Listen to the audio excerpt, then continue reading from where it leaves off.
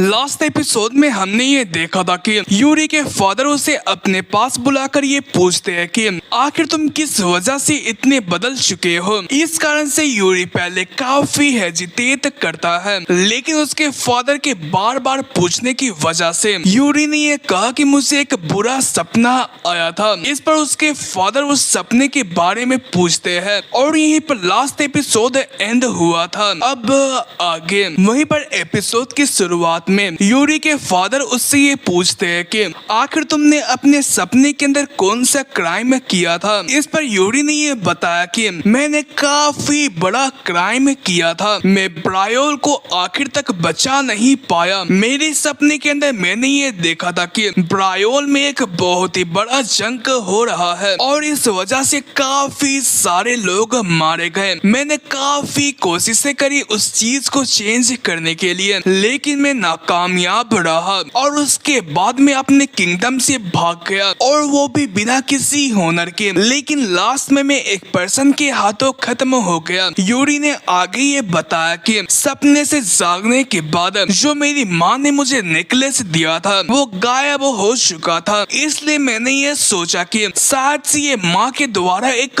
Warning हो सकती है। फादर ने ये कहा कि आखिर तुम्हारे सपने के अंदर आखिर ब्रायोल का अंत किस वजह से हुआ था। इस पर यूरी काफी हिचकिचाया। उसने अपने मन के अंदर ये कहा कि इस जगह पर एम्पायर का नाम लेना काफी जल्दी हो जाएगा, जबकि मैं अभी पास्ट में जो कुछ भी हुआ था उसे चेंज करने की कोशिश कर रहा हूँ, तो शायद से एम्पायर हमारे ऊपर हमला भी ना करे। इसलिए वो फादर से आगे ये कहता है कि मुझे इसके बारे में कुछ भी श्योर नहीं है। वो एक आर्मी थी जिसके बारे में मैं जानकारी हासिल नहीं कर पाया। इस पर फादर ने आगे ये कहा कि ठीक है, मुझे ये नहीं पता कि ये एक सपना था या फिर तुम्हारी माँ की वार्निंग, लेकिन मैं इस बात से काफी खुश हूँ कि तुम काफी अच्छा कर रहे हो। यूरी ने अपने मन के अंदर ये कहा कि मैं अपने सारे गुनाहों की माफी के लिए सारी की सारी चीजें कर रहा हूँ। तभी फादर ने ये कहा कि हमें एक और चीज करना है, तुम जाकर अपने स्वर्ड को लेकर आओ। वहीं पर इसी के साथ ही हमें यूरी के फादर के बारे में बताया जाता है। फियोर ब्रायोल ये एक ऐसे जीनियस है जिन्होंने दोनों पाँव में खड़े होते के साथ ही स्वर्ड को पकड़ लिया था और वो काफी सारे रास्तों के अंदर हमेशा फर्स्ट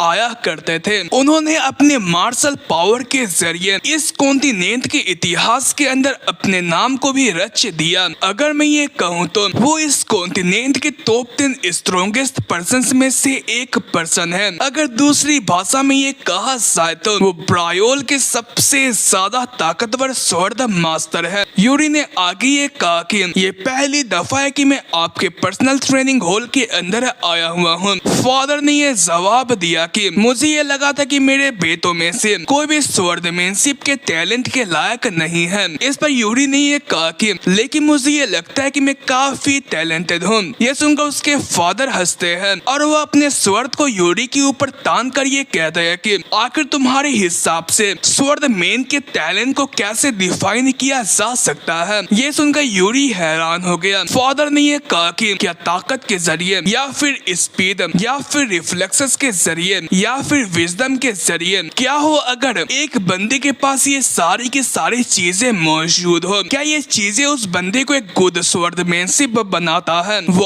आगे ना में जवाब देते हैं। ये सुनकर यूरी काफी हैरान हो गया। फादर ने आगे ये कहा कि इन सभी चीजों से सबसे ऊपर ये चीज है कि जिसे कि एलिमेंट कहा जाता है, जिसके जरिए एक पर्सन अपने लिमिट को क्रॉस करता है और ये चीज काफी ज्यादा ताकतवर होती है भय और अपने कामों से। और इसी के साथ ही जो उसके फादर होते हैं वो काफी खतरनाक ऑरा रिलीज कर रहे थे। ये देखकर यूरी काफी हैरान हो जाता है। तभी फादर अपने स्वर्ड को रखते हुए ये कहते हैं कि मुझे ये नहीं पता कि आखिर किस तरीके से इसे एक्सप्लेन किया जा सकता है, लेकिन तुम इससे ये कह सकते हो। यह सुनकर यूरी हैरान हो गया और उसने आगे ये कहा कि क्या हमें इससे किस्मत कहना सही रहेगा। फादर ने ये कहा कि कह भी सकते हो या फिर नहीं भी कह सकते हो। इस पर यूरी ने अपने मन के अंदर ये कहा कि मेरे पास्ट लाइफ के अंदर मेरे किस्मत में नहीं था कि मैं स्वॉर्डमैन के रास्ते के अंदर चलूं, लेकिन आखिर इस लाइफ का क्या। फादर ने ये कहा कि बेटे चाहते। आखिर तुम इसके बारे में क्या सोचते हो? क्या तुम्हें ये लगता है कि तुम्हारी किस्मत में यह है कि तुम स्वर्द का इस्तेमाल करो? क्या तुम्हें स्वर्द के अंदर से आवाज आ रही है? क्या फ्यूचर के अंदर जब तुम्हारा सामना मौत से होगा तो क्या तुम्हें ये लगता है कि तब भी तुम्हारे हाथों के अंदर स्वर्द से मौजूद होगा? यूरी ने आगे ये कहा कि मुझे कुछ भी फील नहीं हो रहा है, लेकिन वो जैसे अपने फादर को देखता है तो उसके फादर काफी खतरनाक लुक के साथ उसे देख रहे थे। ये देखकर यूरी काफी घबरा गया और वो पीछे की तरफ चला जाता है। तभी उसे कुछ हो जाता है और उसे चारों तरफ लाल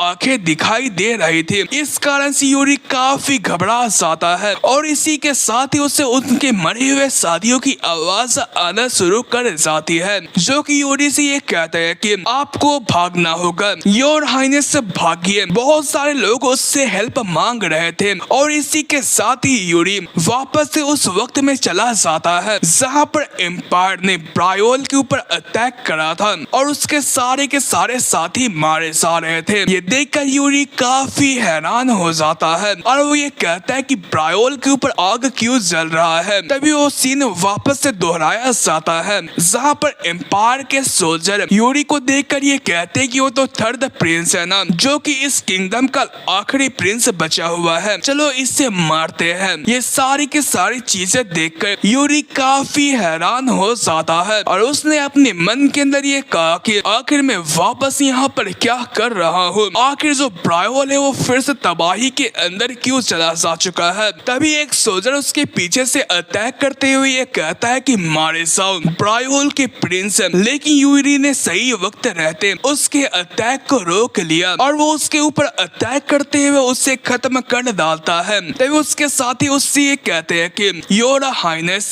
हम लोग दुश्मनों को रोक रहे हैं, आप प्लीज यहाँ पर से भाग जाएं। ये नजारा देखकर यूरी काफी हैरान हो जाता है क्योंकि उसके साथी उसे बचाने के लिए अपने आप को सेक्रीफाइस कर रहे थे। ये देखकर यूरी काफी सीरियस हो गया और उसने ये कहा कि क्या वो सारी की सारी चीजें सपना थी? क्या जो हमारी ये ब्रायोल है उसका अंत हमेशा यही रहेगा? मैं उसे नहीं रोक सकता हूँ। वो इन सभी ख्यालों से काफी डिप्रेस्ड हो चुका था और कुछ सोल्जर्स उसे मारने के लिए भी आ रहे थे, लेकिन तभी यूरी ने ये कहा कि लेकिन मैंने एक वादा किया है, मैं अपने दुश्मनों से नहीं डरूंगा। तभी उसे डेथ नाइट की एक बात याद आती है। उसने उससे ये कहा था कि तुम जिसके ऊपर बिलीव करते हो तुम्हें वैसा ही मूव करना चाहिए, तुम ब्रायोल के लिए हमेशा आखिर तक काम करते रहना। ये चीज याद करके यूरी के अंदर काफी जोश आ गया और वो उस जोश के साथ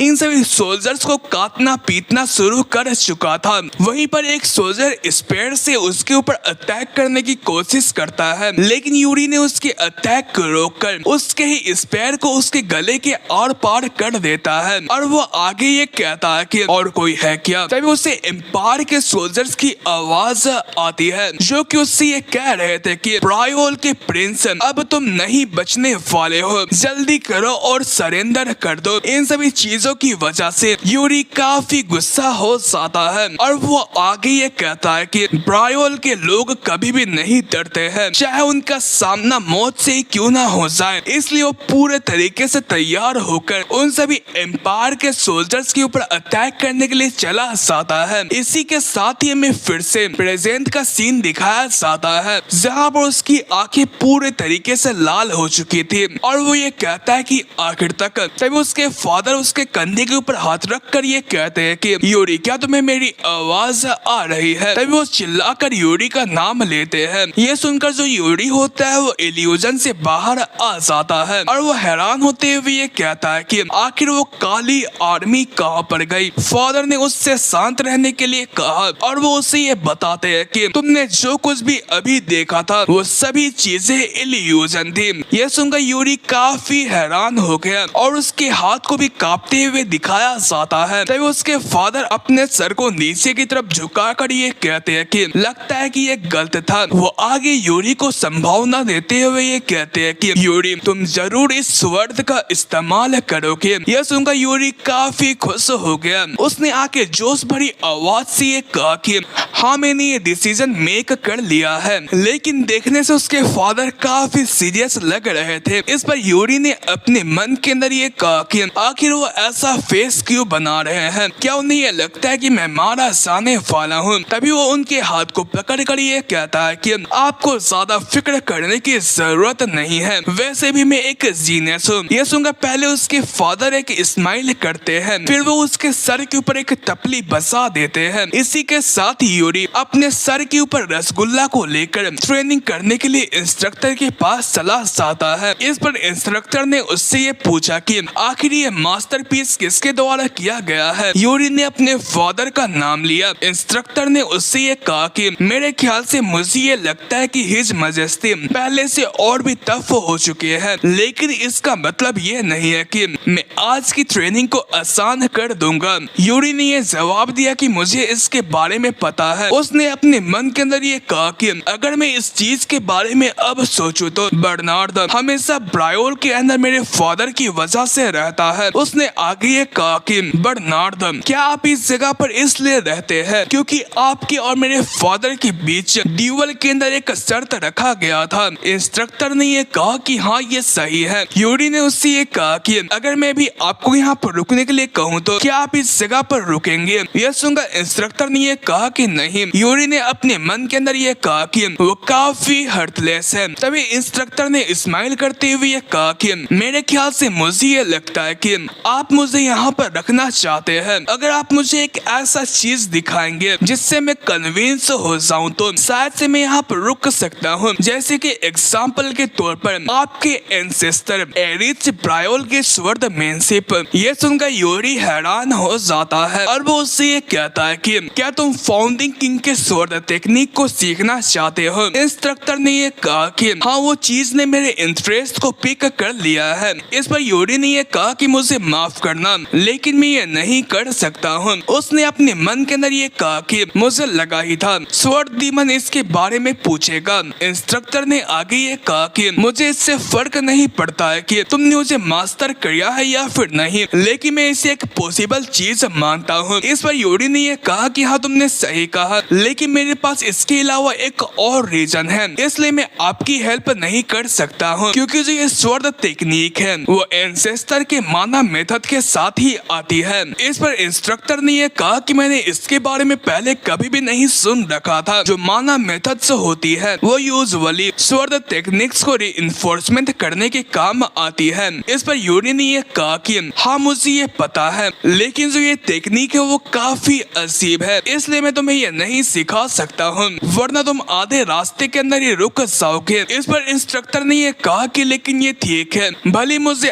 आधी स्वॉर्ड टेक्निक सीखने को मिले, अगर तुम मुझे इस टेक्निक को सिखाने के लिए रेडी हो तो मैं ब्रायोल के अंदर रुकने को तैयार हूँ, क्योंकि मुझे यकीन है कि अगर मैं आधा भी सीख लेता हूँ तो ये मेरी पावर को काफी बढ़ा देगी। इस पर यूरी ने एक स्माइल पास किया और वो आगे ये कहता है कि तो ठीक है, तुम्हें ब्रायोल के अंदर रुकना पड़ेगा। इस पर इंस्ट्रक्टर इसके लिए मान जाता है। तभी वो उसके सामने आकर ये कहता है कि प्लीज तुम उस टेक्निक को मेरे सामने दिखाओ। इस पर यूरी इसके लिए मान जाता है और वो अपने सोल सेवरेंस का इस्तेमाल करता है। तभी इंस्ट्रक्टर उससे ये कहता है कि मैं तो तुम्हें एक चीज बताने के लिए भूल ही गया, मैं वैसे भी पूरी जिंदगी ब्रायोल के अंदर रुकने वाला था। ये सुनकर यूरी काफी हैरान हो गया। इंस्ट्रक्टर ने हंसते हुए कहा कि हिज मजेस्टी की ये ख्वाहिश है कि मैं उनके लिए 10 साल और काम करूं। इस पर यूरी ने ये कहा कि अब क्या। इंस्ट्रक्टर ने ये कहा कि क्या तुम अटैक नहीं करने वाले हो। ठीक है, मैं तुम्हारे ऊपर अटैक करूंगा। इंस्ट्रक्टर ने ये कहकर अपने पावर को रिलीज करते हुए यूरी के ऊपर अटैक करने के लिए चला जाता है, लेकिन यूरी इस कारण से काफी गुस्सा होता है और वो उसके ऊपर जोरदार अटैक करते हुए ये कहता है कि आखिर तुम इतनी महत्वपूर्ण चीज अब जाकर मुझे बता रहे हो। वहीं पर इसी के साथ ही में शाम का सीन दिखाया गया। यूरी अपने कमरे के अंदर लेटा हुआ था। उसने ये कहा कि जो फ्यूचर है वो चेंज हो रहा है। ये जो फ्यूचर है वो ये वाली फ्यूचर होनी चाहिए कि जहाँ पर ब्रायोल हमेशा खड़ा रहे। भले जो बर्नार्ड है वो हमेशा के लिए ब्रायोल के अंदर रुकने वाला है, लेकिन फिर भी मैंने कुछ भी नहीं किया है। लेकिन मुझे पक्का यकीन है कि अगर मैं इसी तरीके से काम करता रहूंगा तो मैं ब्रायोल को जरूर बता लूंगा और मुझे इस चीज के लिए एम्पायर को रोकना ही होगा, चाहे मुझे इसके लिए कुछ ना करना पड़े। तभी तभी एन्ना भी आ गई और उसने ये कहा कि चाहे कुछ भी हो जाए आप प्लीज इस दफा ट्रबल के अंदर मत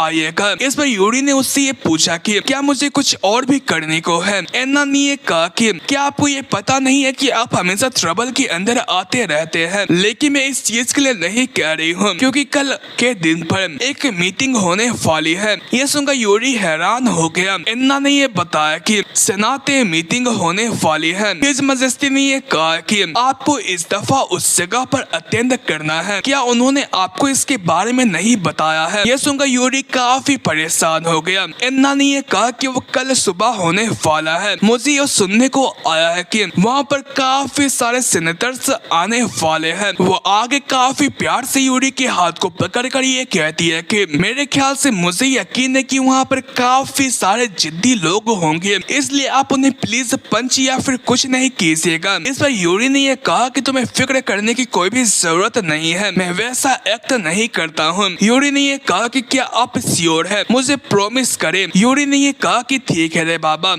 वहीं पर इसी के साथ ही हमें अगले दिन मीटिंग का सीन दिखाया जाता है जहां पर काफी सारे बंदे आए हुए थे, जहां पर यूरी भी मौजूद था। वो एक बंदे को देखते हुए अपने मन के अंदर ये कहता है कि एन्ना सही थी। यहाँ पर जो ड्यूक जेतारी है वो इस बात पर दिल से एग्री कर रहे हैं। वहीं पर ड्यूक जेतारी को दिखाया जाता है जो कि सभी से ये कहता है कि ये बात सही नहीं है कि प्रिंस उस माना मेथड को सीख रहे हैं जिसे कि अप्रूव नहीं किया गया है। यूरी ने अपने मन के अंदर ये कहा कि आज हम जिस मीटिंग के अंदर बैठे हुए हैं उसके अंदर किंगडम के मैनेजमेंट के बारे में बात किया जाना था, लेकिन ये वही जगह है जहां पर किंग के पावर को चैलेंज किया जाता है। इसलिए मुझे ये एहसास हो रहा है कि आखिर फादर इन मीटिंग्स को अटेंड क्यों नहीं कर रहे हैं। तभी ड्यूक जेतारी ने आगे ये कहा कि ये काफी अच्छा रहेगा कि अगर प्रिंस ब्रायोल के मेथड को सीखे। तभी एक और बंदे ने ये कहा कि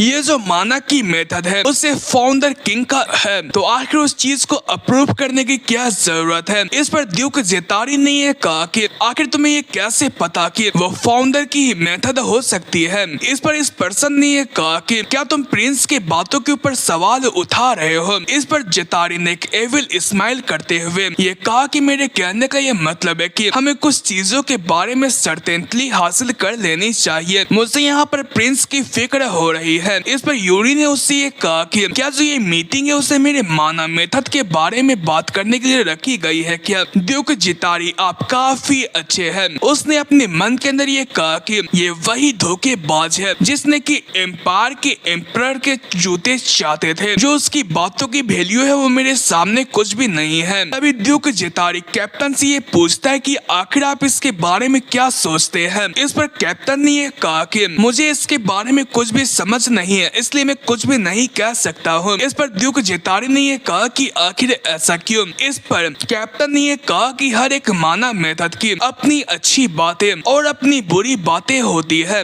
और जो उनकी इफेक्ट होती है वो इंडिविजुअली दूसरे लोगों पर अलग अलग काम करती है। इस पर ड्यूक जेतारी खड़े होते हुए कहते हैं कि देखा तुम लोगों ने, यहाँ तक कि कैप्टन गार्ड भी ये कह रहे हैं कि जो ये चीज है वो सही नहीं है, इसलिए ये काफी रिस्की है, इसलिए हमें इन जैसे माना मेथड को यहाँ पर से हटा देना चाहिए। इस पर ये बंदा ये कहता है कि कैप्टन का ये कहने का मतलब नहीं है, उनके कहने का ये मतलब है कि हर एक माना की अपनी अच्छाई है और अपनी बुराई है। लेकिन तभी ड्यूक जेतार का एक साथी खड़ा होते हुए ये कहता है कि ड्यूक जेतार सही कह रहे हैं, उन्हें ये डर है कि जो माना मेथड है वो प्रिंस को नुकसान पहुंचा सकती है। ये सब देखकर यूरी ने अपने मन के अंदर ये कहा कि ये उतना अच्छा नहीं है। वहीं पर काफी सारे लोग ड्यूक जेतारी के साथ में खड़े होते हैं। यूरी ने अपने मन के अंदर ये कहा कि उसके पास काफी सारे बोट्स मौजूद हैं। उसने आगे ये भी बताया कि अगर तुमने फिलहाल में ही एक माना मेथड को सीखना शुरू किया है तो तुम उसे चेंज भी कर सकते हो, लेकिन ये चीज मेरे साथ नहीं हो सकता है क्योंकि मैंने इल्यूजन के अंदर फाउंडर किंग के एक्सपीरियंस के साथ जब फाइट किया था तो जो सोल सेवरेंस माना मेथड है वो मेरे कोर के उनके जड़ों तक आ चुकी है, लेकिन मैं इन चीजों को उन्हें नहीं समझा सकता हूँ। अब मुझे क्या करना चाहिए? तभी यहाँ पर एक बंदा सभी से ये कहता है कि तुम्हारी जो बातें वो काफी कन्विंसिंग है। तभी ये बंदा अपने हाथ को खड़ा करते हुए ये कहता है कि क्या मैं ये जान सकता हूँ कि यहाँ पर कितने लोग ऐसे मौजूद हैं जिन्होंने एक ओर्क का सामना किया है? इस बंदे के बारे में बताया जाता है ये बेरोन साल्सियो होता है। इस पर ड्यूक जेतारी उससे ये पूछता है कि आखिर तुम कौन हो और तुम्हारी टाइटल क्या है? इस पर बेरोन कैल्सियो खड़ा होकर सभी को ग्रीटिंग्स पेश करते हुए ये कहता है कि मैं हूँ कैल्सियो इरांचा, मैं एक फ्री बेरोन हूँ। इस पर ड्यूक जेतारी ने ये कहा कि क्या तुम एक बेरोन हो और तुम इस सनाते मीटिंग के अंदर भी आए हुए हो? इस पर कैल्सियो ने ये कहा कि मैं भी यहाँ पर नहीं आना चाह रहा था, लेकिन मैं क्या कर सकता हूँ क्योंकि यहाँ पर मुझे काउंट सिदोर ने आने को कहा था। काउंट सिदोर का नाम सुनकर सारे के सारे लोग काफी हैरान हो गए। इस पर यूरी ने काउंट सिदोर के बारे में बताया वो एक ऐसे काउंट है जो कि ब्रायोल के बॉर्डर में रहा करते हैं और उन्होंने पूरी अपनी जिंदगी बेतल फील्ड के अंदर रहकर गुजारी है। वो एक ट्रू सोल्जर के नाम से काफी फेमस है और वो इस बात से भी काफी फेमस है कि वो कभी भी नोबल इवेंट्स के अंदर हाजिरी नहीं भेजते हैं। तो आखिर उन्होंने आज इस सेनाते के अंदर एक रिप्रेजेंटेटिव क्यों भेजा है? तभी ये बंदा उससे आगे ये पूछता है कि आखिर उन्होंने अचानक से एक रिप्रेजेंटेटिव को क्यों भेज दिया है? इस पर कैल्सियो ने ये कहा कि उन्हें आप लोगों को एक्सप्लेन करने की जरूरत नहीं है, लेकिन आप जैसे हाई रैंकिंग नोबल्स को यहाँ पर बैठे पॉलिटिक्स खेलते हुए देखकर मुझे ये समझ में आ चुका है कि आखिर उन्होंने मुझे यहाँ पर क्यों भेजा है। क्या आपको ये पता है कि जो माना मेथड की टाइप्स होती है वो बेटल फील्ड के अंदर ज्यादा डिफरेंट नहीं होती है, भले यहाँ पर ब्रायोल की मेथड हो या फिर एम्पायर्स की मेथड हो। आखिरकार में यूजर के ऊपर ये डिपेंड करता है कि आखिर वो उसका इस्तेमाल कैसे करता है। उसने यूरी से ये कहा कि आखिर आप इसके बारे में क्या सोचते हैं? इस पर यूरी ने ये जवाब दिया कि मैं ब्रायोल का प्रिंस होने के नाते मुझे इसमें कोई भी बुराई नहीं दिखती है कि मैंने यहाँ पर फाउंडिंग एंसेस्टर के माना मेथड को सीखना चूज किया। भले यहाँ पर कितने ही बंदे उस चीज के बारे में जख्मी उठाए, लेकिन मैं उसे सीख कर रहूंगा। इस पर कैल्सियो ने ये कहा कि अगर जो प्रिंस और स्वर्ड का इस्तेमाल करने वाले हैं तो उनके पास ये हक है कि वो फाउंडर के पावर का इस्तेमाल कर सके। तो मैं ये जानना चाहता हूँ कि आखिर तुम जैसे लोग इसको इतना बड़ा मुद्दा क्यों बना रहे हो? मुझे इस बात से काफी हैरानगी होती है कि जिन लोगों ने आज तक स्वर्ड भी नहीं पकड़ा है वो इन सभी चीजों के बारे में मुद्दा बना रहे हैं। इस पर ड्यूक जेतारी ने यह कहा कि बेरोन तुम अपने वर्ड्स को संभाल कर बातें करो। इस पर कैल्सियो ने यह कहा कि मुझे माफ कीजिएगा क्योंकि मुझे अच्छी तरीके से बात करना नहीं आता है, क्योंकि मैं फ्रंटियर के अंदर हमेशा ऑर्क्स का सामना करता हूँ, इसलिए ये सीन हुआ। इसलिए मैं आपसे ये पूछ रहा था कि आखिर आप में से कितने लोगों ने पहले ऑर्क्स का सामना किया है? क्या आपको सच में ऐसा लगता है कि ऑर्क्स ये देखते हैं कि आखिर किसने कौन सा माना मेथड सीखा है? ये सुनकर ये सारे के सारे लोग चुप हो जाते हैं। तभी एक बंदा ये कहता है कि भले मैं तुम्हारे पॉइंट को एक्सेप्ट करता हूँ, लेकिन जो प्रिंस है वो अब भी जवान है, इसलिए वो खुद से डिसीजन नहीं ले सकते हैं। इस पर यूरी ने आगे ये कहा कि भले जो मेरी डिसीजन हो वो गलत क्यों ना हो, क्या इस कारण से मुझे अपने पूरे के पूरे पावर को छोड़ना सही रहेगा? क्या तुम्हें ये पता है कि ये करना काफी इम्पॉसिबल हो सकता है? ये देखकर कैल्सियो ने ये कहा कि लगता है कि प्रिंस ने जो डिसीजन लिया है वो सही है, इसलिए मैं ये देखना चाहता हूँ कि आखिर उनके डिसीजन को चेंज करने के लिए कौन उन्हें फोर्स करने वाला है। इस पर वो बंदा ये कहता है कि मेरे कहने का ये मतलब नहीं था। इस पर कैल्सियो ने ये कहा कि तो आखिर इन सभी मीटिंग्स को बैठाने का क्या फायदा है? कैल्सियो ने आगे ये कहा कि और हाइनेस क्या आप इस चीज के ऊपर एग्री नहीं करते हैं, लेकिन मुझे ये पता नहीं चल रहा है कि आखिर इतनी छोटी मोटी बातों की वजह से ये सारे के सारे लोग इतना स्ट्रेस क्यों ले रहे हैं? लगता है कि रॉयल कैपिटल के पास काफी फ्री टाइम है। ये सुनकर ड्यूक जेतारी काफी गुस्सा हो जाता है। वो उससे ये कहता है कि ये काफी र्यूड था। अगर तुम इसके बारे में सोचते हो तो जो फ्रंटियर है वो आजकल कुछ ज्यादा ही शांत है, लेकिन फिर भी तुम्हें काफी सारी फंडिंग मिल रही है। ये सुनकर कैल्सियो भी गुस्सा हो जाता है और वो उससे ये कहता है कि क्या तुम्हें ये पता है कि ये शांत होने के बावजूद भी काफी 100 लोग डेली मारे जाते हैं? मेरे ख्याल से मुझे ये नहीं लगता है कि तुम्हें कभी ये रिपोर्ट मिला होगा कि आखिर फ्रंटियर के अंदर डेली कितने सोल्जर्स मारे जाते हैं। जब मैं इस जगह पर आने के लिए रवाना हो रहा था तो उसी दिन 4 लोग मारे गए थे और उनमें से मेरा एक दोस्त भी था जिसके साथ मैंने सुबह नाश्ता किया था। क्या तुम्हें ये पता है कि जो सोल्जर्स होते हैं वो कभी भी आराम नहीं करते हैं, बल्कि वो दिन और रात अपनी जान को दांव पर लगाते हैं। यूरी ने अपने मन के अंदर ये कहा कि जबकि उस बंदे ने ओट्स के बारे में बात करी है तो अभी के वक्त पर हमारे ब्रायोल और किलिन दच्ची के बीच कुछ लफड़ा चल रहा है ना। जब ब्रायोल और किलिन का आमना सामना हुआ था तो इस मौके का फायदा उठाते हुए ओट्स ने इन दोनों के ऊपर हमला करते हुए बॉर्डर्स को क्रॉस कर दिया और इस कारण से हमें काफी डैमेज हुआ था। वहीं पर वो इस बारे में कैल्सियो से पूछते हुए ये कहता है कि क्या जो उनकी मूवमेंट है वो चेंज हो चुकी है। कैल्सियो ने ये कहा कि हाँ, वो पहले से काफी ओमनियस हो चुके हैं। यूरी ने ये कहा कि वो अच्छा, तो किलिन के बारे में क्या? ये सुनकर कैल्सियो काफी हैरान हुआ। यूरी ने उससे ये कहा कि क्या जो किलिन की आर्मी है वो भी बॉर्डर के अंदर मौजूद है। कैल्सियो ने ये कहा कि नहीं, जो बॉर्डर की फोर्सेस थी वो वापस से रिट्रीट कर चुकी है। यूरी ने ये कहा कि और बॉर्डर के टाउन्स का क्या? कैल्सियो ने ये जवाब दिया कि वहाँ पर ओट्स घुस चुके हैं और वो उनका काफी बुरा हाल कर रहे हैं। यूरी ने अपने मन के अंदर ये कहा कि क्या जो टाइम है वो ओवरलैप्ड कर चुका है। तभी वो आगे ये कहता है कि तो यहाँ पर ड्यूक के तीसरे बेटे ने फिर से एक कांड कर दिया है। ये सुनकर ये सारे के सारे लोग काफी हैरान थे।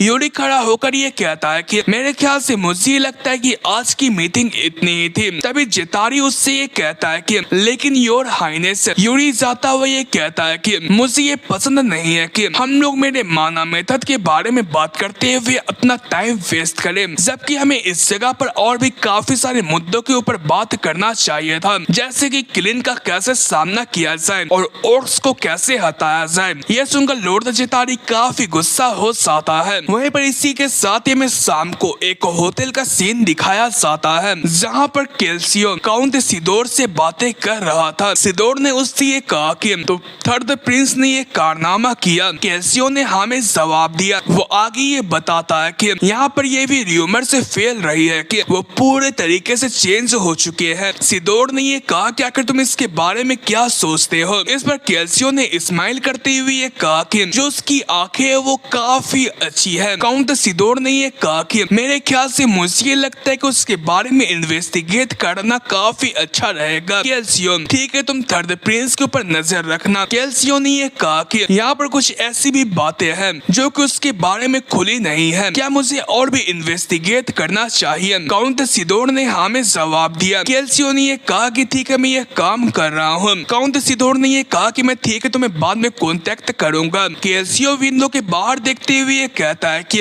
ये जगह काफी पीसफुल है, जबकि बॉर्डर्स के अंदर डेली काफी सोल्जर्स मारे जा रहे हैं। तभी उसकी नजर एक पर्सन के ऊपर पड़ती है और वो हैरान होकर ये कहता है कि क्या ये थर्ड प्रिंस है? नहीं, ऐसा नहीं हो सकता है। वहीं पर रात का सीन दिखाया जाता है जहाँ पर यूरी और अर्नांडो कहीं पर जा रहे थे। अर्नांडो ने आगे ये कहा कि जैसा कि आपने रिक्वेस्ट किया था, मैं बिना किसी नजर में आए हुए पैलेस से बाहर की तरफ आया था। इस कारण से मेरा दिल जोरों से धड़क रहा है। मैं बचपन में ऐसी काफी दफा भागा करता था। यूरी ने ये कहा कि डेली 3 दफा किया। अर्नांडो ने ये कहा कि हाँ, उसके नजदीक है, क्योंकि मैं पहले काफी बदमाश हुआ करता था। तभी अर्नांडो उसके कान के अंदर कुछ कहता है। इस पर यूरी ने ये कहा कि आखिर इसमें कौन सा बड़ा मामला है, तुम जब चाहो तुम पैलेस के बाहर आ सकते हो। इस पर अर्नांडो ने ये कहा कि अगर मैं अकेला बाहर की तरफ आया होता तो मैं बाहर की तरफ आया होता, लेकिन जबकि मैं आपके साथ आया हुआ हूँ तो ये धोखेबाजी हो सकती है। तो अब क्या आप फिर से कुछ बुरा करने के लिए जा रहे हैं? यूरी ने ये कहा कि नहीं, अगर मैं कुछ बुरा भी करना चाहूँ तो तुम मेरे पास रहकर ये करने नहीं दूंगा। इस पर अर्नांडो ने ये कहा कि ये काफी डिसअपॉइंटिंग है, लेकिन प्रिंस, क्या आप मुझे ये बता सकते हैं कि आखिर हम लोग कहाँ पर जा रहे हैं? इस पर यूरी ने गोल्डन सिक्का निकालते हुए ये कहा कि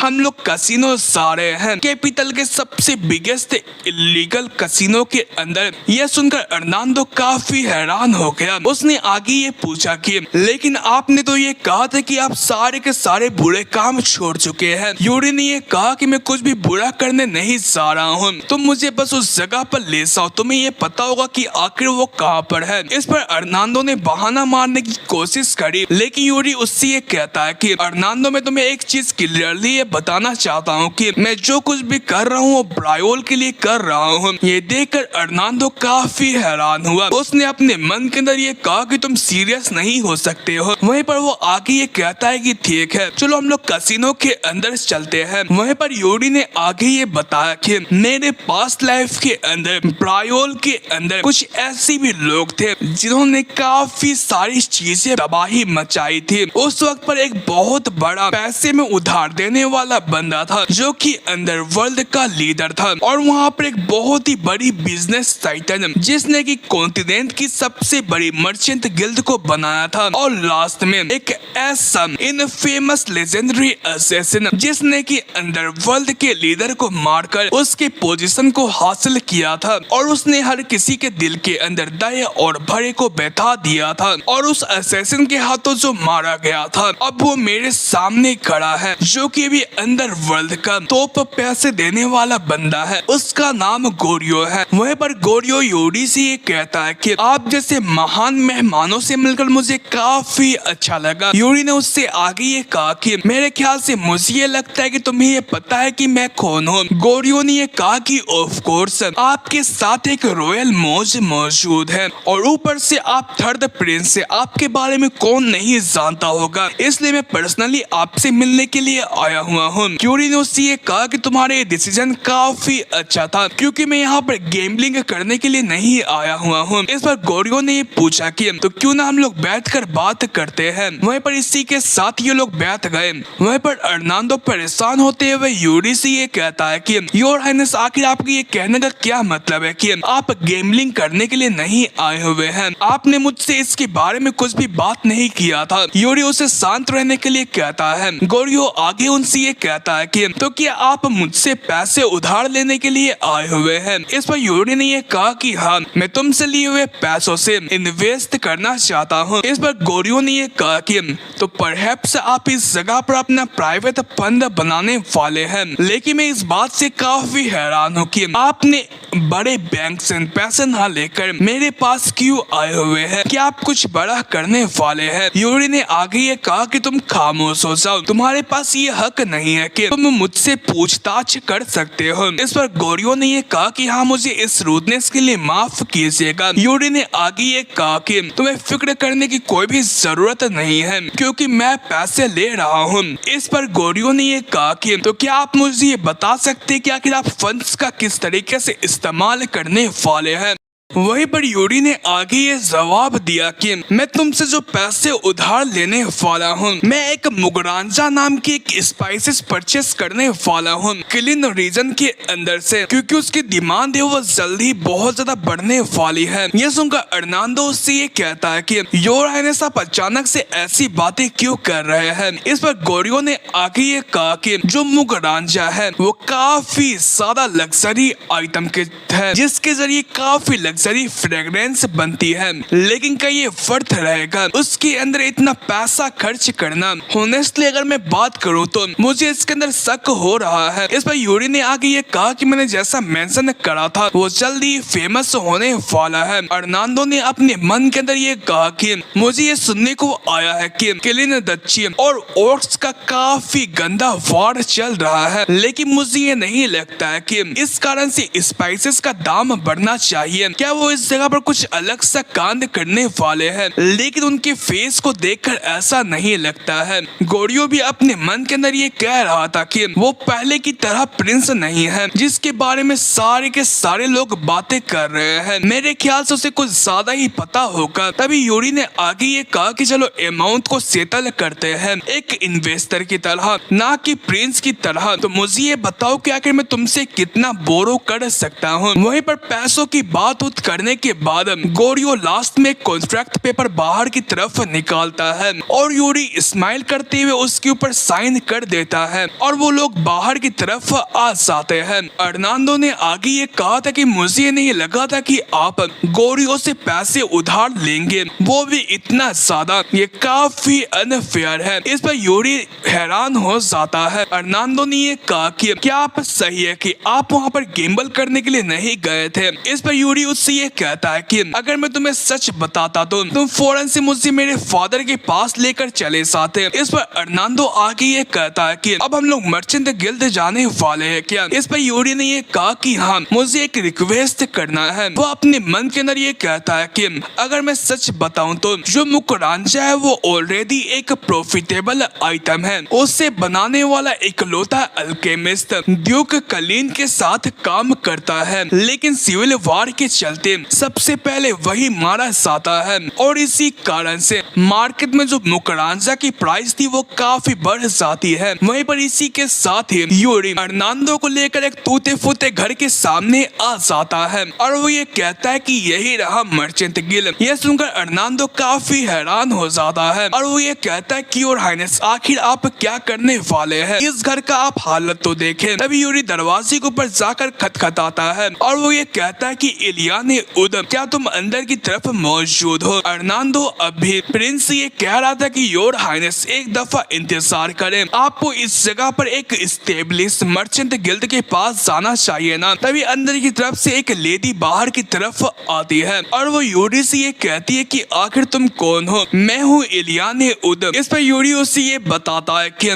मैं ब्रावोल का थर्ड प्रिंस यूरी हूँ, मैं तुम्हें एक टास्क देना चाहती हूँ। ये सुनकर इलियाना काफी हैरान हो जाती है। वहीं पर इसी के साथ ही में कुछ समय की बात का सीन दिखाया जाता है जहाँ पर अर्नाल्डो उससे ये कह रहा था कि योर हाइनेस के आपका दिमाग घास चढ़ने के लिए गया है। इस पर यूरी उससे ये कहता है कि तुम प्रिंस के साथ कुछ ज्यादा ही घुल मिलकर बात कर रहे हो। अर्नाल्डो उससे ये कहता है कि अगर मेरी जगह कुछ और बंदे भी होते तो भी वही यही करते। मैं इस बात से काफी हैरान हूँ कि आप एक ऐसी बिजनेस वुमेन से काम कर रहे हैं जिसका बिजनेस ऑलरेडी ठप हो चुका है। इस पर यूरी ने अपने मन के अंदर ये कहा कि भले वो अभी काफी स्ट्रगल कर रही है, लेकिन आने वाले टाइम के अंदर वो काफी फेमस मर्चेंट गिल्ड की ओनर बनने वाली है और साथ ही साथ वो गोरियो से काफी डिफरेंट है। जो गोरियो है वो इस जगह पर काफी चालबाज इंसान है, लेकिन जो इलियाना है वो अपने क्लाइंट को काफी सीक्रेट मानती है। वो इसलिए वो उनसे हमेशा अच्छे से काम करती है। इसलिए मेरे पास्ट लाइफ के अंदर काफी बड़ी लेजेंडरी मेज थी, लेकिन मैं उसे इस बार एक मिथिकल मेज बनाने वाला हूँ। तभी अर्नाल्डो ने ये कहा कि क्या आपका काम खत्म हो चुका है। इस पर यूरी ये कहता है कि नहीं, एक और काम बचा हुआ है। ये सुनकर अर्नाल्डो काफी हैरान हो जाता है। वहीं पर यूरी कहीं पर जा रहा था। इस पर अर्नाल्डो से रोकते हुए ये कहता है कि आखिर आप कहाँ पर जा रहे हैं। वहीं पर यूरी ने आगे ये कहा कि मैंने अंदर वर्ल्ड के लोन शार्क और एक मर्चेंट टाइकून को अपना दोस्त बना लिया है। अब सिर्फ एक ही बंदा रह चुका है। वहीं पर इसी के साथ ही हमें एक काफी गरीब विलेज का सीन दिखाया जाता है जहाँ पर इनके पास खाने के लिए भी कुछ नहीं होता है। यहाँ पर यूरी अर्नाल्डो को लेकर आ चुका था और वो आसपास चेक करते हुए ये कहता है कि उसे यहीं आसपास होना चाहिए। तभी उसकी नजर कुछ बच्चों के ऊपर पड़ती है और वो उन्हें देखकर ये कहता है कि वो रही वहाँ पर। वो उन बच्चों के पास जाकर ये कहता है कि हेलो, मैं हूँ ब्रायोल का थर्ड प्रिंस यूरी। ये सुनकर ये बच्ची काफी हैरान हो जाती है और वो ये कहती है कि क्या ये एक प्रिंस है। यूरी ने हाँ में जवाब दिया। उसने अपने मन के अंदर ये कहा कि पास्ट लाइफ के अंदर गोरियो को जिसने क्रूअली मारा था वो यही लड़की थी जो कि असैसिन के मेंबर्स में से एक मेंबर बची हुई थी, असाना। वहीं पर असाना ने यूरी से ये पूछा कि आखिर यहाँ पर एक प्रिंस क्या कर रहा है। यूरी ने उससे ये कहा कि तुम्हें मेरे बारे में परेशान होने की जरूरत नहीं है, मैं यहाँ पर इसलिए आया हुआ हूँ क्योंकि मुझे ये लगा कि मैं तुम्हारी हेल्प कर सकता हूँ। ये सुनकर असाना ने कोई भी जवाब नहीं दिया। तभी यूरी अर्नाल्डो को उसे कुछ चीज देने के लिए कहता है। इस पर अर्नाल्डो ना चाहते हुए भी असाना के हाथों में एक बेग वाले पैसे को दे देता है। वहीं पर असाना के पीछे एक बच्चा छुप रहा था। यूरी ने उसे देखकर ये कहा कि क्या ये वही बच्चा है। मेरे पास्ट लाइफ के अंदर असाना ने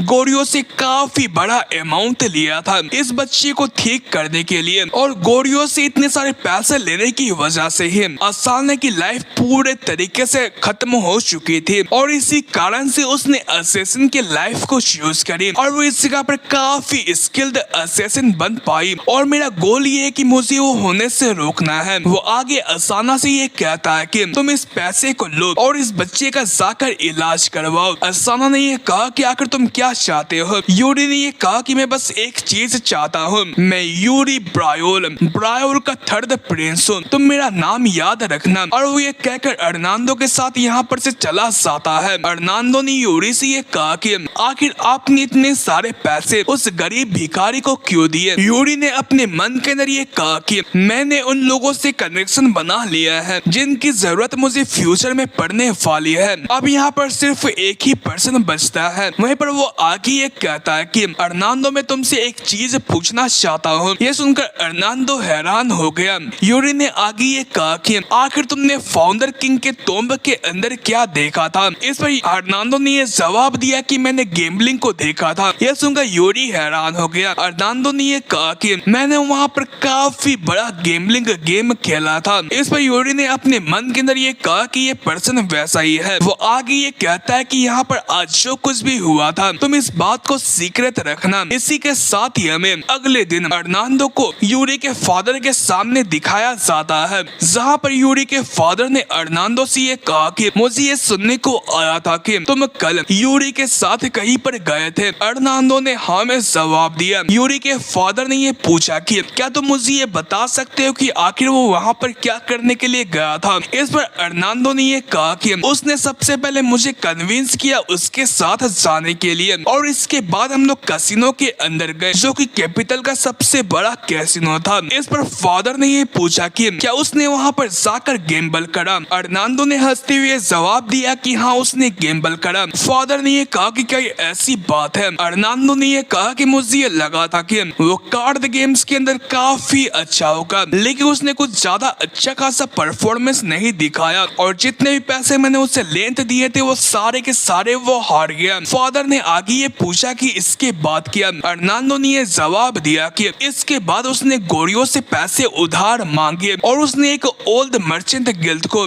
वो पैसे दे दिए, और जो पैसे बचे हुए थे उसने उनमें से एक ऑर्फन को वो पैसे दे दिए। और हम लोगों ने ये देखा कि आखिर कुछ लोग कैसे रहते हैं। वो इस बात से काफी इंटरेस्टेड था कि आखिर लोग कैसे रहते हैं। फादर ने आगे ये पूछा कि क्या वो उसके बाद वापस आ गया। अर्नाल्डो ने हाँ में जवाब दिया और उसने ये भी कहा कि बस इतना ही कुछ हुआ था। फादर ने ये कहा कि वो अच्छा ऐसी बात है। वहीं पर वो आगे अर्नाल्डो से ये पूछते हैं कि क्या तुम बॉल के अंदर अटेंड करने वाले हो। अर्नाल्डो ने हाँ में जवाब दिया। फादर ने ये कहा कि मुझे ये लगा था कि तुम उसके अंदर इंटरेस्ट नहीं हो। अर्नाल्डो ने ये कहा कि लोगों की माइंड काफी जल्दी चेंज होती है और वैसे भी मैंने काफी टाइम से डांस नहीं करा है। इसी के साथ ही मैं ट्रेनिंग हॉल का सीन दिखाया जाता है जहाँ पर यूरी ट्रेनिंग करके काफी थक चुका था। वहीं पर वो आगे पीछे की तरफ इशारा करते हुए ये कहता है कि बर्नार्ड तुम काफी पॉपुलर हो। ये सुनकर बर्नार्ड काफी हैरान होता है। तभी यूरी पीछे की तरफ सर्वेंट्स की तरफ इशारा करते हुए ये कहता है कि जो सारी की सारी मेड है वो तुम्हारी तरफ देखकर शर्मा रही है। मेरे ख्याल से मुझे ये लगता है कि तुम्हें भी बॉल के अंदर अटेंड करना चाहिए। मुझे पक्का यकीन है कि वहाँ पर काफी सारे लोग तुम्हारा इंतजार कर रहे होंगे। अर्नाल्डो ने ये कहा कि मुझे इसके अंदर कोई भी इंटरेस्ट नहीं है, और हाँ स्वॉर्ड टेक्निक के बारे में बात करी जाए तो तुम सही थे, वो काफी अजीब टेक्निक है। यूरी ने ये कहा कि मैंने तुमसे ये कहा था ना कि वो फ्लो के साथ ही मूव करता है। इंस्ट्रक्टर ने ये कहा कि एक ऐसी माना मेथड जिसके पास स्वॉर्ड टेक्निक भी हो मुझे ये समझ नहीं आता है। मेरे ख्याल से मुझे ये लगता है कि मुझे तुम्हें फाइट करते हुए देखना होगा, लेकिन ये बात काफी अच्छी है कि तुम काफी जल्दी इम्प्रूव कर रहे हो अपने माना के साथ। अगर होनेस्टली बात करी जाए तो मैं काफी सरप्राइज्ड हूँ कि तुम इतने जल्दी माना को आसानी से हैंडल कर पा रहे हो। यूरी ने अपने मन के अंदर ये कहा कि मुझे भी इस बात से काफी गिल्टी फील हो रहा है कि ये अपने आप हो जा रहा है। शायद से ऐसा इसलिए हो रहा होगा क्योंकि मैंने अपने ब्रायोल मेथड को मिटाने की कोशिश करी थी। तभी इंस्ट्रक्टर ने उससे ये कहा कि तुम इतने जल्दी ग्रो मत करो, मुझे इस कारण से तुम्हारे बारे में फिक्र हो रहा है। इस पर यूरी हैरान हो गया। इंस्ट्रक्टर ने ये कहा कि तुम काफी फास्ट हो, तुमने अपने एज के मुताबिक काफी सारी चीजों को ऑलरेडी हासिल कर लिया है, लेकिन तुम्हारी शरीर अभी तक ग्रो नहीं हुई है। यूरी ने ये कहा कि तुम्हें फिक्र करने की जरूरत नहीं है, मैं बैलेंस को अच्छी तरीके से क्रिएट कर चल रहा हूँ, चलो और भी इस पार किया जाए। इंस्ट्रक्टर ने ये कहा कि क्या तुम इसके लिए श्योर हो। यूरी ने हाँ में जवाब दिया। तभी यूरी अपने रियल स्वॉर्ड को निकाल कर ये कहता है कि अब भी रियल स्वॉर्ड के साथ ट्रेनिंग किया जाए। उसने अपने मन के अंदर ये कहा कि मुझे और भी फास्ट ग्रो करना है। इंस्ट्रक्टर भी अपने रियल स्वॉर्ड को निकालते हुए इस चीज के लिए मान गया। यूरी आगे ये कहता है कि क्यों न एक बेट रखा जाए, अगर मैं तुम्हारे ऊपर सक्सेसफुली अटैक कर पाता हूँ तो तुम्हें बॉल के ऊपर अटेंड करना होगा। इंस्ट्रक्टर ने इस चीज के लिए मना कर दिया। यूरी ने इसका कारण पूछा। इंस्ट्रक्टर ने ये कहा कि ऐसा इसलिए क्योंकि मैं जीतने वाला हूँ, और वैसे भी अगर तुम इस जगह पर हार जाते हो तो तुम इस बेट को नलीफाई कर लोगे। यह सुनकर यूरी काफी गुस्सा हो गया और वो अपने माना को रिलीज करते हुए ये कहता है कि चलो इसे आगे देखेंगे, और वो ये कहकर इंस्ट्रक्टर के ऊपर अटैक करने के लिए चला गया और वो ये कहता है कि मैं तुम्हें हराऊंगा। तभी हमें यूरी की एक छोटी सी आवाज आती है। उसने ये कहा कि मैं उससे हरा नहीं पाया। वहीं पर इसी के साथ ही हमें बॉल वाले दिन का सीन दिखाया जाता है, जहां पर एम्पायर का सेकंड प्रिंस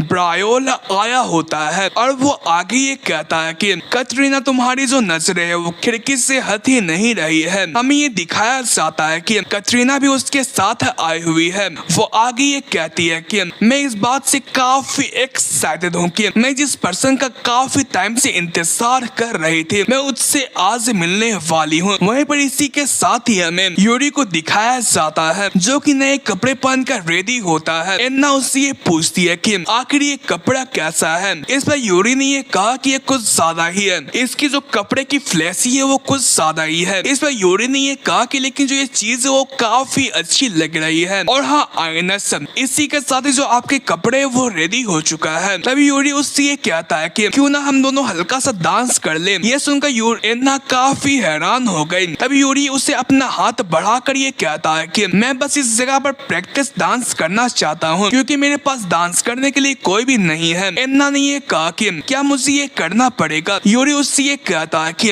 आखिर ये तुम्हारे कैसे एक्सप्रेशन है। तभी एन्ना उसे अपना हाथ देते हुए ये कहती है कि क्या आप ये चाहते हैं कि मैं अपने घुटनों के बल गिर जाऊं। यूरी ने ये कहा कि नहीं, अब तुम इस जगह पर मजाक करना बंद कर लो। और उसने ये कहकर एन्ना को अपने पास ले आया और उसने ये कहा कि अब तुम मेरे लीड को फॉलो करो। इस कारण से एन्ना काफी ब्लश कर रही थी। तभी वो आगे ये कहती है कि क्या आप मेरा मजाक उड़ा रहे हैं, मुझे भी काफी अच्छे तरीके से डांस करना आता है। यूरी ने ये कहा कि क्या तुम काफी सारी डांस करते हो और किसके साथ।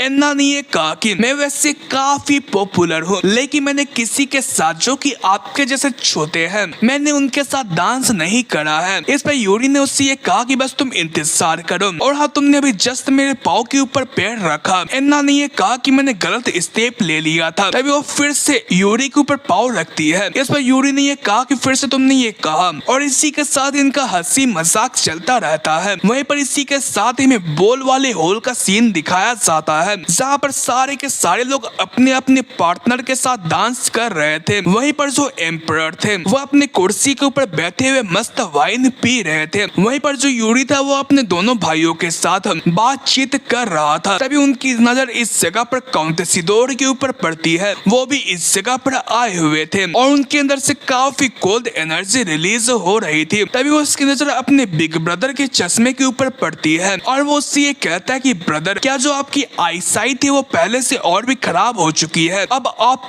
और भी चश्मे पहनना शुरू कर चुके हैं। फर्स्ट प्रिंस ने ये कहा कि ये उतना भी बुरा नहीं है इसलिए तुम्हें इसके बारे में फिक्र नहीं करना चाहिए। तभी इस जगह पर एक जोरदार शंख बजता है और यहाँ पर एम्पायर के सेकंड प्रिंस अंदर की तरफ आते हैं और वो सीधा यूरी के फादर के पास जाते हैं जहाँ पर यूरी के फादर उससे हाथ मिलाते हुए ये कहते हैं कि यहाँ पर आने के लिए तुम्हारा शुक्रिया अदा। सेकंड प्रिंस ने ये कहा कि मैं इस वार्ड में वेलकम के लिए आपका शुक्रिया अदा करना चाहता हूँ और वैसे भी मैं यहाँ पर अपने सिस्टर के साथ आया हुआ हूँ। और इसी के साथ ही कटरीना अंदर की तरफ आती है और वो मजेस्टी को ग्रीटिंग्स पेश करती है। उसे देख कर यूरी को अपना पास्ट याद आता है जहाँ पर वो उसके साथ कितना खुश था। तभी उसके एम्पायर के ऊपर हमला हुआ और यूरी का उसे माफी वाला मैसेज मिला। यूरी ने अपने मन के अंदर ये कहा कि अब मैं इसके बाद से कटरीना से कभी भी बात नहीं करूंगा क्योंकि मैं ये नहीं चाहता हूँ कि मैं वही गलती वापस से दोहराऊं। इसलिए वो अपने सर को झुकाए हुए खड़ा था।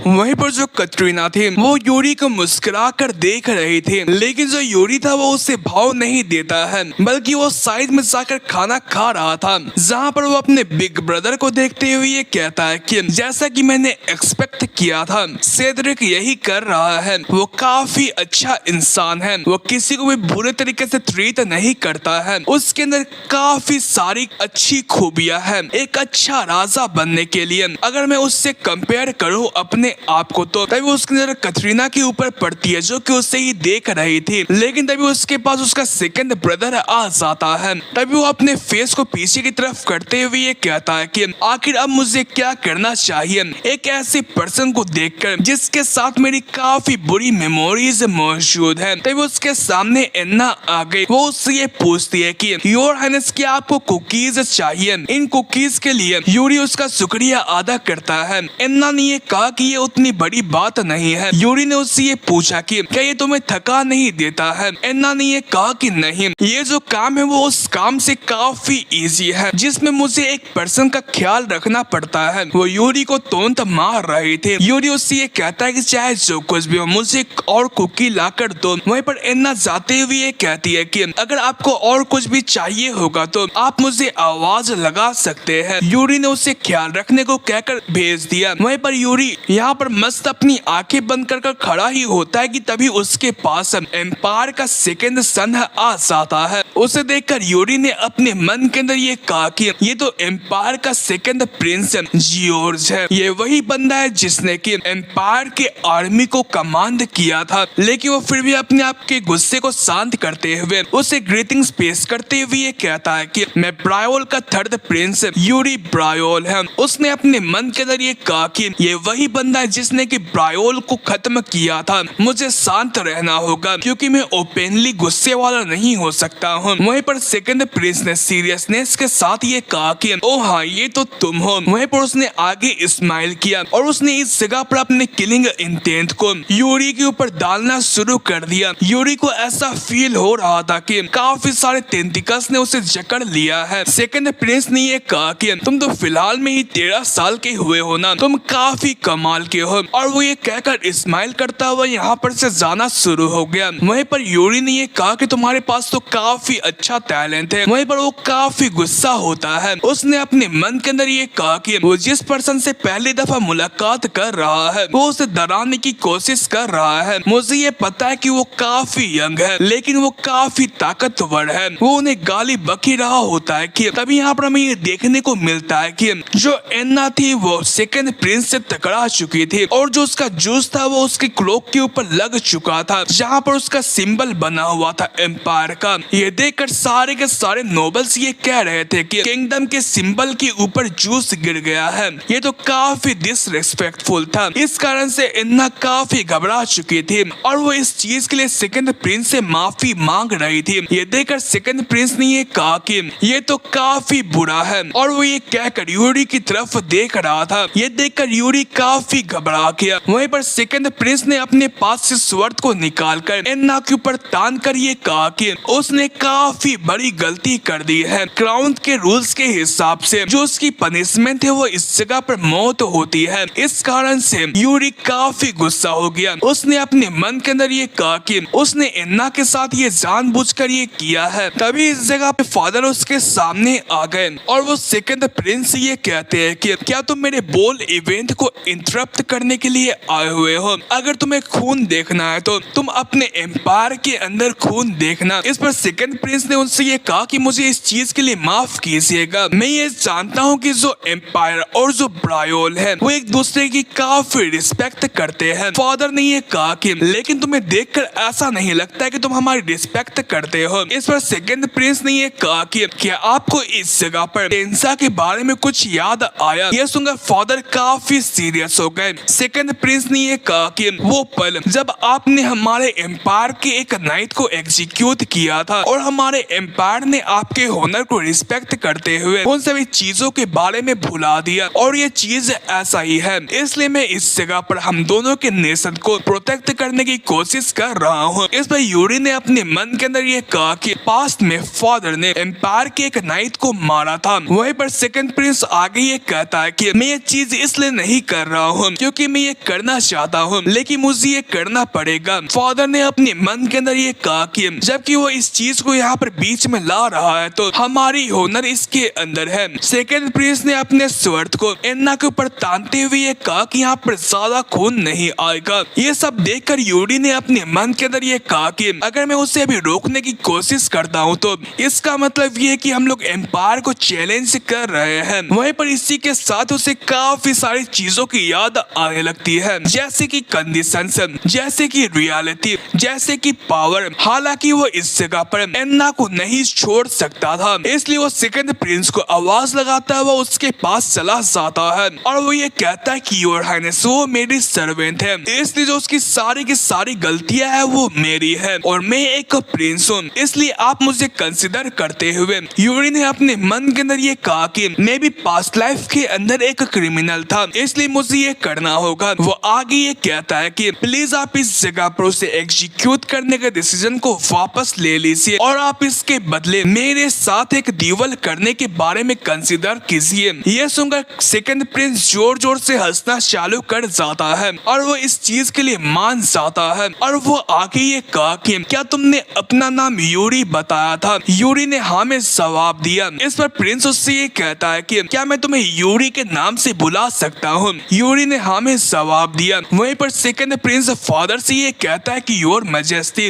यहाँ पर थर्ड प्रिंस ने एक काफी अच्छा डिसनेबल सजेशन दिया है, इसलिए मैं इस चीज को एक्सेप्ट करना चाहता हूँ, क्या आप इसके लिए सही है? इस पर फादर ना चाहते हुए भी इस चीज के लिए मान जाते हैं। सेकंड प्रिंस यूरी से ये कहता है कि मैं तुमसे फाइट करना चाहता हूँ, लेकिन मैं अपने प्रोक्सी का इस्तेमाल करूंगा वरना मेरी इज्जत चली जाएगी। मैं तुम्हारे लिए अपने रॉयल गार्ड्स में से एक यंगेस्ट पर्सन को चूज करूंगा। इस चीज के लिए यूरी उसका शुक्रिया अदा करता है। सेकंड प्रिंस जाता हुआ ये कहता है कि ठीक है तो मैं बाद में देखूंगा। वहीं पर एन्ना इस कारण से काफी घबराई हुई थी, तभी यूरी उसे उठाते हुए ये कहता है कि एन्ना तुम जाग जाओ। वहीं पर एन्ना घबराते हुए योर हाइनेस कहती है, तभी यूरी उससे ये कहता है कि तुम जाकर आराम करो। एन्ना इमोशनल होते हुए ये कहती है कि लेकिन आखिर मैं ऐसा कैसे कर सकती हूँ? यूरी ने उससे ये कहा कि तुम मेरे बारे में फिक्र मत करो और उसने ये कहकर बाकी सर्वेंट्स के साथ एन्ना को यहाँ पर से भेज दिया। वहीं पर वो इस जगह पर से जा ही रहा था कि तभी उसके सामने कतरीना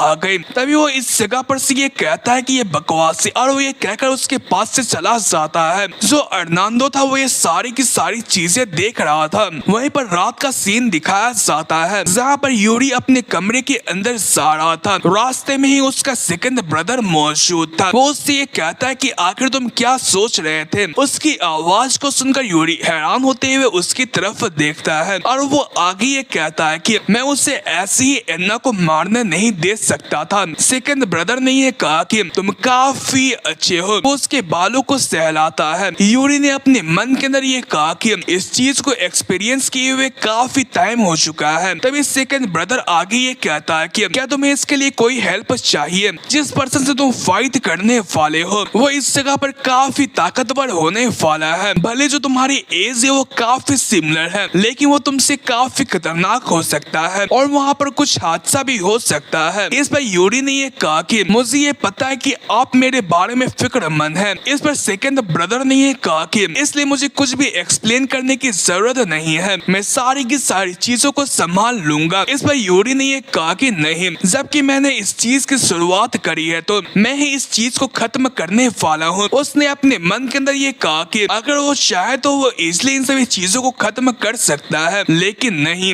वहीं पर उसकी बातों को सुनकर सेकंड ब्रदर ने एक स्माइल पास किया और वो आगे ये कहता है कि ठीक है, मैं यूरी ब्रायोल के ऊपर यकीन करता हूँ। यूरी ने ये कहा कि ऑफ कोर्स, लेकिन बोल का क्या हुआ? इस पर सेकंड ब्रदर ने ये कहा कि वो अभी के वक्त पर कुछ सही नहीं है, लेकिन मैं उस चीजों को संभाल लूंगा, तुम जाकर आराम कर सकते हो। इस चीज के लिए यूरी उसका शुक्रिया अदा करता है। उसने अपने मन के अंदर ये कहा कि अगर जो हमारी किंगडम है वो तबाह नहीं हुई होती तो जो मेरे फर्स्ट ब्रदर है वही इस किंगडम के ऊपर राज करते। इसलिए मैं ये देखना चाहता हूँ कि आखिर जो मेरे फर्स्ट ब्रदर है वो हमारे किंगडम को किस तरीके से संभाल सकते हैं। इसलिए मुझे एम्पायर का सामना करना पड़ेगा। वहीं पर इसी के साथ ही मैं अगले दिन फाइटिंग अरेना का सीन दिखाया जाता है जहां पर सेकंड प्रिंस का प्रॉक्सी यूरी का सामना करने के लिए आ चुका था और ऑडियंस भी इस फाइट का इंतजार कर रहे थे। वहीं पर अर्नाल्डो एम्परर के बगल में बैठा हुआ था और वो काफी एक्साइटमेंट से ये कहता है कि थर्ड प्रिंस यहाँ पर एक डीवल करने वाले हैं। कैप्टन आखिर आपको इसके बारे में क्या लगता है? कैप्टन ने ये जवाब दिया कि जो ओपोनेंट की एनर्जी है वो काफी स्टेबल है, वो स्वॉर्ड का काफी अच्छे तरीके से इस्तेमाल करना जानता होगा। जो एम्पायर्स की गार्ड है वो तो काफी अच्छे तरीके से स्किल्ड है। इसलिए मैं ये सोच रहा हूँ कि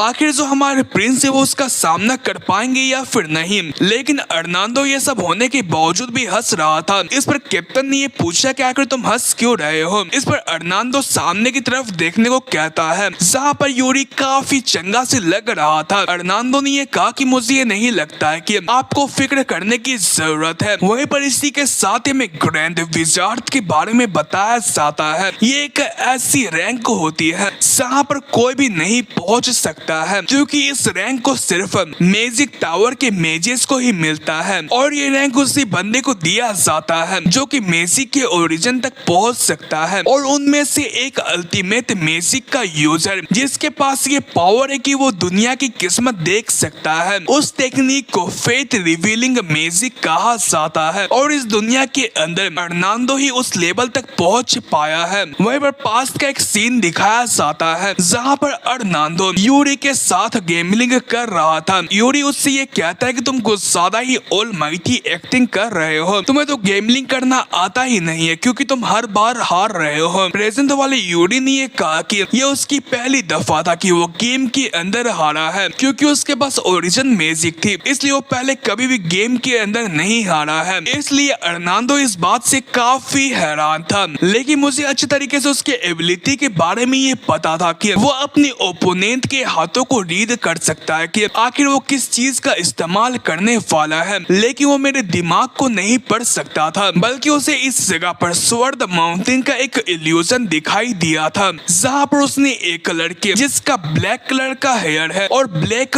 आंखें हैं, उसके पास ब्रायोल रॉयल फैमिली की सिंबल मौजूद है और उसकी घमंडी आंखें सामने की तरफ देख रही है और वो कोई और नहीं बल्कि थर्ड प्रिंस है। भले ही वो खून से सना हुआ क्यों नहीं है, उसने अपने सामने आने वाले सारे के सारे दुश्मनों को काट कर रख दिया और इसी के साथ ही जो ये विजन था वो इस जगह पर खत्म हो गया। लेकिन ये वही चीज थी जैसे कि अर्नाल्डो देखकर काफी हैरान हो गया था। उसने काफी दफा कोशिशें करी लेकिन उसे यही चीज दिख रही थी और वो इसी जगह पर आकर एंड हो रही थी। उसने इस चीज का इस्तेमाल करा था ताकि वो इस जगह पर यूरी की भविष्य को देख सके, लेकिन वो इससे आगे नहीं देख पा रहा था। उसे ये कंफर्म था कि वो फेट रिवीलिंग मैजिक का इस्तेमाल कर सकता है और वो सही से इस्तेमाल कर पा रहा है, लेकिन वो यूरी के ऊपर इस्तेमाल नहीं कर पा रहा है क्योंकि इस पर्सन के पास कोई भी डेस्टिनी मौजूद नहीं है। और इन सभी चीजों के बारे में सोचते हुए अर्नाल्डो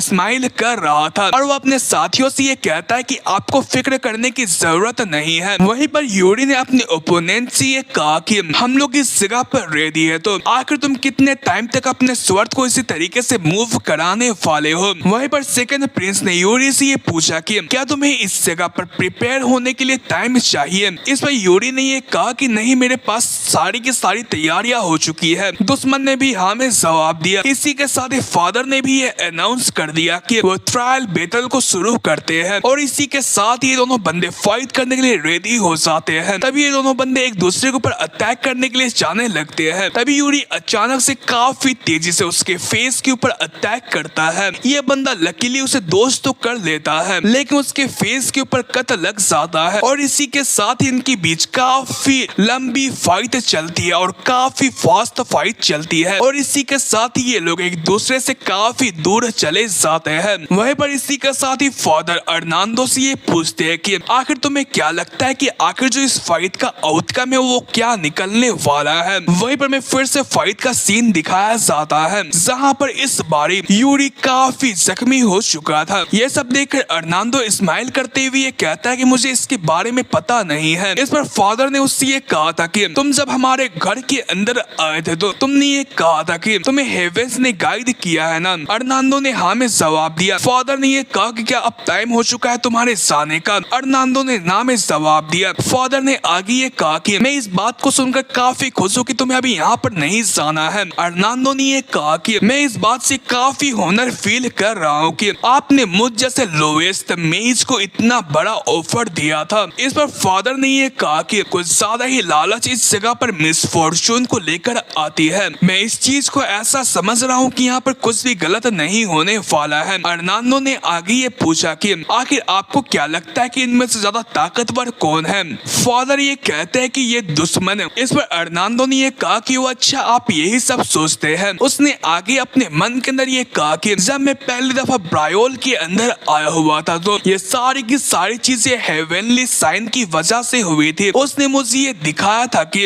इस जगह पर एक ऐसी चीज है जो कि दुनिया की किस्मत को चेंज कर सकती है और यहाँ पर कॉन्टिनेंट का सबसे ज्यादा ताकतवर बंदा भी मौजूद था, लेकिन जो उसकी स्वर्ड है वो पूरे तरीके से डूब चुकी है। इसलिए मुझे ये लगा कि मुझे अब यहाँ पर नहीं रुकना चाहिए। वहीं पर उसने फादर से आगे ये कहा था कि मुझे ये लगा था कि जो मेरा टाइम है वो खत्म हो चुका है। वहीं पर इसी के साथ में फाइट का सीन दिखाया जाता है जहाँ पर ये दुश्मन यूरी के ऊपर अटैक करने के लिए जा रहा था। वहीं पर अर्नाल्डो ने आगे ये कहा कि लेकिन अब वो टाइम नहीं है, अब मुझे और रुकना होगा। और इसी के साथ ही यूरी हंसता हुआ जाग गया और उसने अपने माना को रिलीज करते हुए कहा कि अब टाइम वेस्ट करने का वक्त नहीं है, इस चीज को एंड करते हैं। और वो ये कहकर काफी तेजी से दुश्मन की तरफ बढ़ने लगा और उसके तेजीपन को देखकर दुश्मन भी काफी हैरान था। वहीं पर यूरी काफी तेजी से उसके गर्दन के ऊपर अटैक करता है। इस कारण से ये बंदे को लगता है कि अब वो खत्म है, इसलिए वो अपनी आंखें ऑफ कर लेता है। वहीं पर ये नजारा देखकर सारे के सारे लोग काफी हैरान थे। वहीं पर फाइट का सीन दिखाया जाता है जहाँ पर यूरी ने एंड में अपने स्वर्ड को अपने दुश्मन के गले पर रोक दिया था। वहीं पर ये दुश्मन इसके कारण से हार मान जाता है और इसी के साथ ही सारे के सारे लोग काफी खुश हो जाते हैं। वहीं पर अर्नाल्डो भी इससे काफी खुश था और उसने अपने मन के अंदर ये कहा कि मैंने हेवनली साइंस को पीछा करते हुए यहाँ पर आया हुआ था और मैंने एक पर्सन को ऐसे को खोज लिया है जो कि हेवन को डिफाइड करता है। वो जिंदगी को मौत के अंदर चेंज कर सकता है और मौत को जिंदगी के अंदर चेंज कर सकता है। उसकी जो हर एक कदम है वो इस जगह पर हेवेंस को डिफाई कर रही है। वो इस जगह पर एक ऐसा पर्सन है जो कि हेवन के फेथ को इनकार कर सकता है। वहीं पर वो आगे ये कहता है कि योर हाइनेस आप काफी इनक्रेडिबल है। वो अपने मन के अंदर ये कहता है कि मैं ये देखने को मरा सा रहा हूँ कि आखिर आप इस दुनिया की किस्मत को कैसे चेंज करते हैं। और इसी के साथ ही ये एपिसोड एंड होता है। आई होप कि आपको ये पसंद आया होगा। अगर हाँ तो मुझे सपोर्ट जरूर करना ताकि आपको फौरन से इसका कल नेक्स्ट एपिसोड फिर से देखने को मिल जाए। तब तक के लिए बाय बाय।